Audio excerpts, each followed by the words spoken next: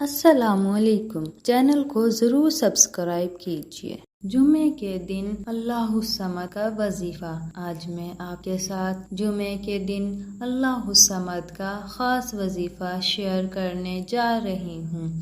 اس عمل کی برکت سے اللہ آپ کے گھر سے رزق کی تنگی کو ختم کر دے گا اور آپ پر رزق کے بند دروازے کھول دے گا انشاءاللہ۔ وظیفہ پڑھنے کا طریقہ: آپ نے جمعے کے دن مٹھی بھر چاول یا گندم لینی ہے اور ان پر اللہ الصمد 100 مرتبہ پڑھ کر دم کر دیں، اور اس کے اول و آخر 7 مرتبہ درود ابراہیمی لازمی پڑھنا ہے۔ جب آپ عمل مکمل کر لیں تو جس گندم یا چاولوں پر آپ نے یہ عمل کیا ہوگا اس کو دوبارہ اسی گندم میں ڈال دینا ہے، یا اگر چاول لیے ہیں تو دوبارہ چاولوں میں ڈال دینے ہیں۔ اس عمل کو آپ نے صرف ایک دن ہی کرنا ہے اور یہ عمل آپ کسی بھی جمعے کو کر سکتے ہیں۔ وظیفہ پڑھنے کے فائدے: اس عمل کو پڑھنے سے اللہ آپ کے گھر سے رزق کی تنگ دستی کو ختم کر دے گا۔